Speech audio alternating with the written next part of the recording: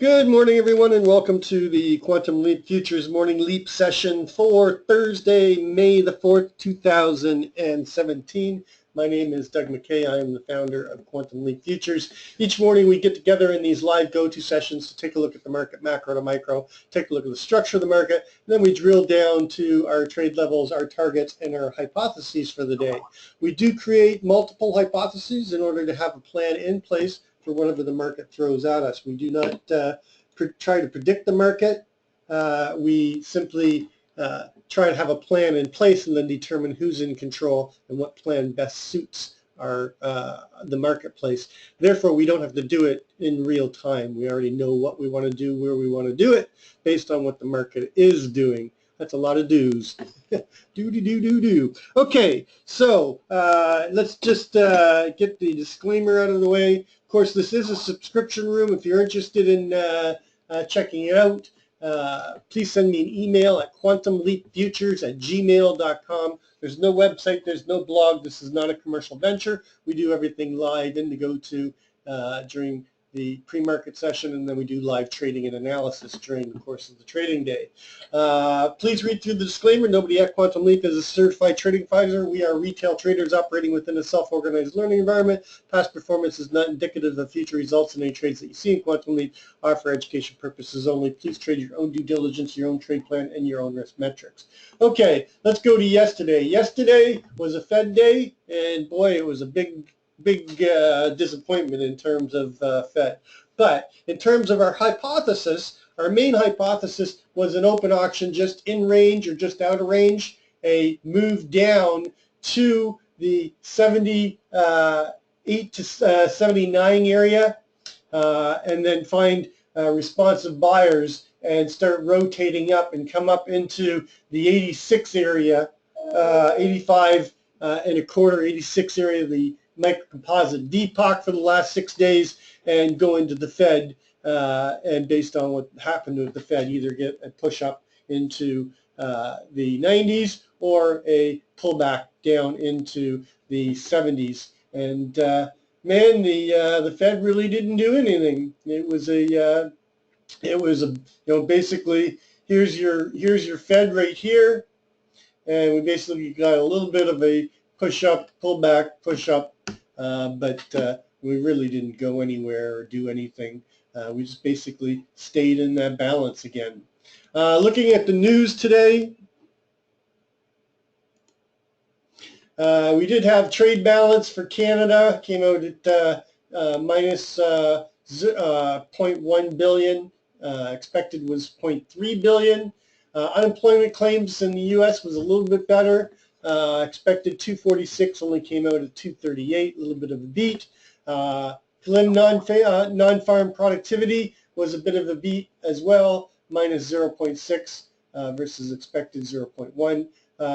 Preliminary unit labor cost came out at 3.0 versus 2.5, and the trade balance came out at minus 43.7 instead of minus 44.9. So all in all, not a bad news, but it didn't really do anything again.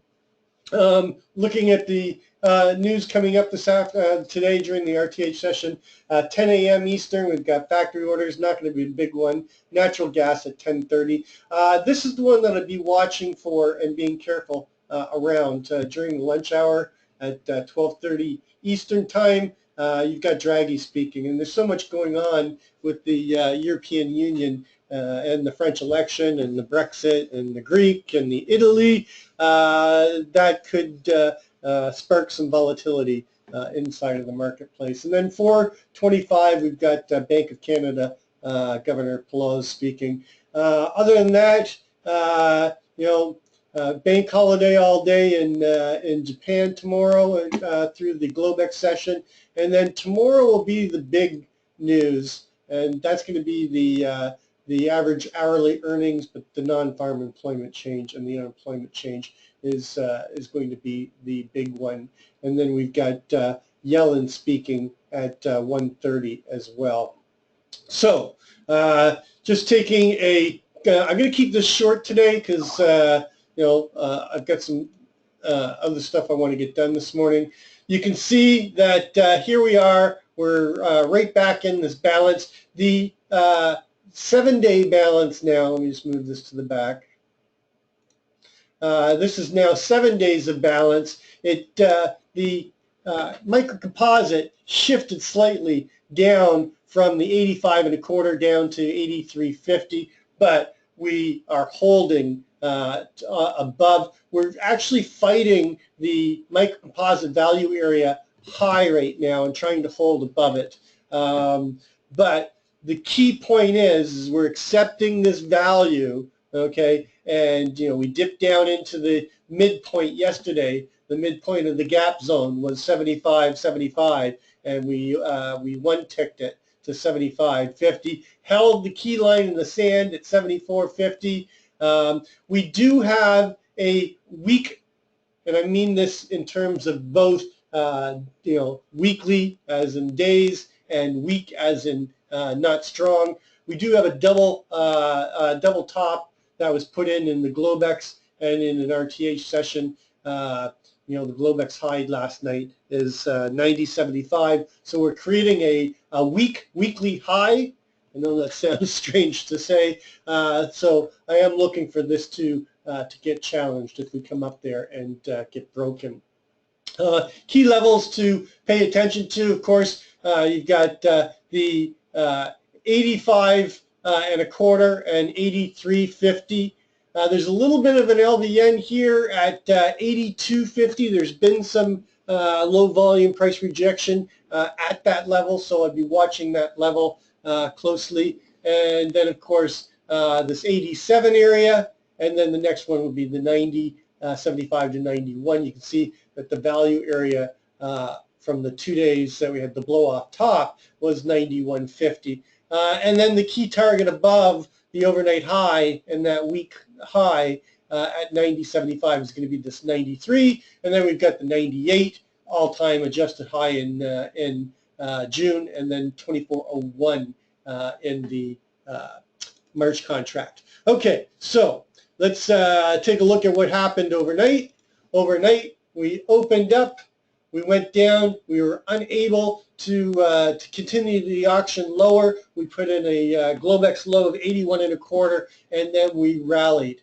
And we rallied pretty strong, accepted value back at that 86 again, okay, right back into balance around the microcomposite VPOC, and then we rallied through the European session and got up to the 90.75, put in that double top there, and then they sold it off back down to the 86 level again, and then we had a pop. I don't know what that pop was, but we popped a couple points and came back. I was asking Brian about this because this happened really quickly. It looked like some type of news, but we're holding the VWAP and we're trading right above that microcomposite value area high. So it's pretty thin profile, double distribution, kind of an F-shaped profile, kind of foobarring everybody.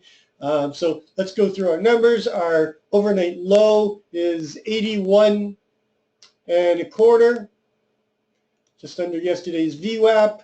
Our overnight high is up at that 90.75. That is our weekly high, and now a week high as well. And it's going to be a trade area for me. And the VPOC might shift, but right now, as it stands, it's sitting right at the 86 level. Still have some time, right at the high yesterday. We still have some time if we come back up in this 89 area that we could get it shift, and we still do have over 30 minutes. Okay, and then there's an LVN right here at 88 and a quarter. I'm going to be using 88.75 because 88.75 was the high on Tuesday.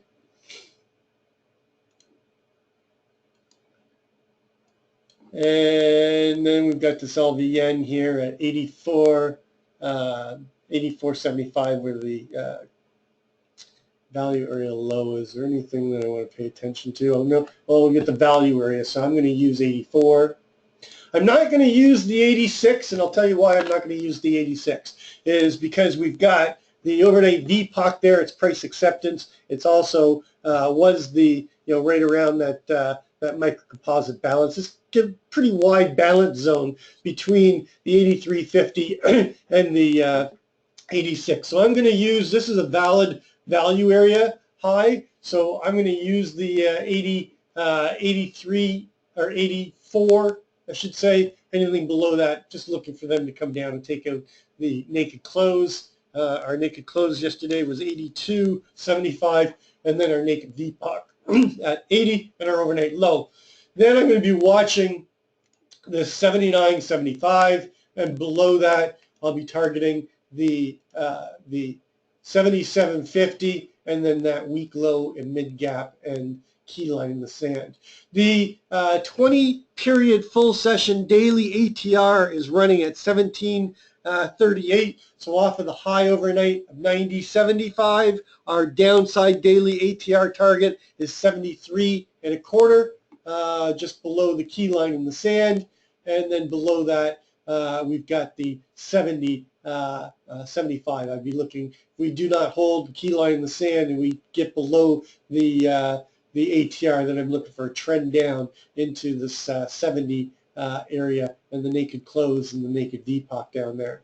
Currently, right now, we are above the open, so I don't know if we're going to open just inside a range or just outside a range.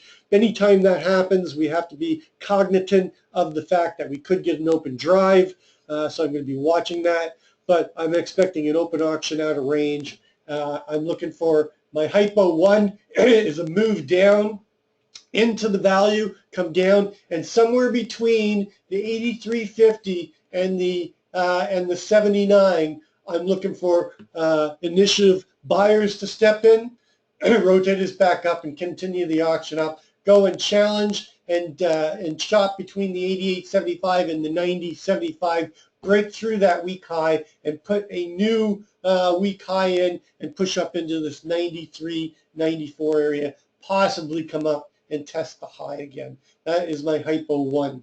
Hypo 2 is an open auction out of range, a push up into the week high, break the week high, come up into the 94, and then get failure before we take out the all-time high, and then drift back down and rotate back down and close somewhere inside of the microcomposite value area of the last 6 days, somewhere in here. That is hypo 2. Hypo 3 is a open drive or an open test drive, failure to get into the value area, and then push up into the 93 area, chop around here, then get a continuation day and go put in new all-time highs and adjust that unadjusted high between the March and the June contract, and basically get ourselves a continuation day, possibly a trend day. The weekly ATR, our weekly full session ATR is 33.80, off of the low that we put in, we put our week low in yesterday at 75.50. Our upside ATR target is 24.09 1/4, and that would play out a rule of 10. Whether we do it today or not, I'm not sure, but I'd be looking for them to get into the 2400s and make that rule of 10 if we hold this value area either today or tomorrow. And I'm talking about the value area of the microcomposite. Our weekly downside ATR target is all the way down at 23.57. Considering that we've only got 2 days, it's still possible. It's not a really huge weekly ATR at 33.80, considering that our daily ATR is 17.30. Two days left, 2 full sessions at 17 will take us, could take us down to the 57 area, but I'm thinking more likely the fact that this market just doesn't want to go down is that they want to equalize those highs and test the 2400. Last hypothesis is an open auction, out of range or just in range, push down into the 83 area, 82, chop around there, and then get failure and push down and come down and put a new weekly low end and push through down to this 70.75. I don't think we're going to get a huge day today, but comparing what we've done overnight, we are accepting value higher. Now gold's a whole nother story. We talked about this yesterday in the pre-market session. We talked about, where's my gold composite chart? Oh, right there.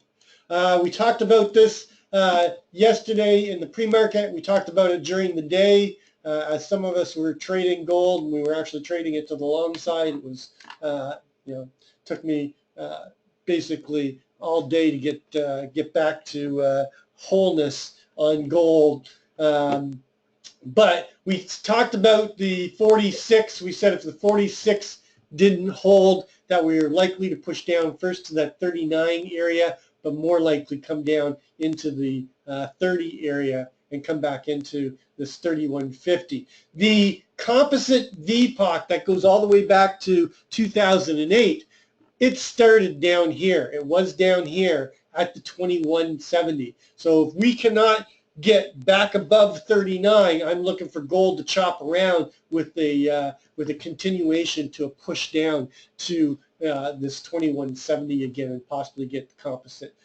shifted. This is a big move back down, gang. I mean, we're talking a 40.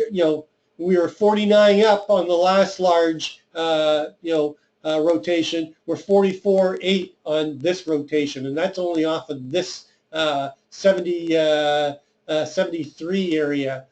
So we failed at to get back above the value area and make that move up into the 86.70, and they blew right through. We didn't even really get much of a bounce. We got the bounce we were looking for off of this former micro composite. They front run it a bit, but they could not hold, and then they just, yesterday was a flush out day, and they got the continuation. Looking for gold to chop today. We've had a big move, in the last 2 days. I mean, the high yesterday was 57.80, and our low so far today is 27.6.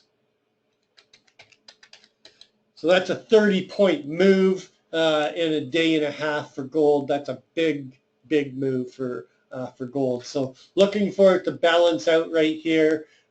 If it does break the 25.60, then target is the 21.70. If we hold in this, I'm expecting this to chop back and forth between the 27 and the 34 area for the rest of the day. I doubt that we would get back above the 39, but if we get above 39, you want to target that 43 area, 42.70 area. Anyway, that's going to complete our pre-market session. As always, trade well, trade safe, and we'll catch you on the flip side.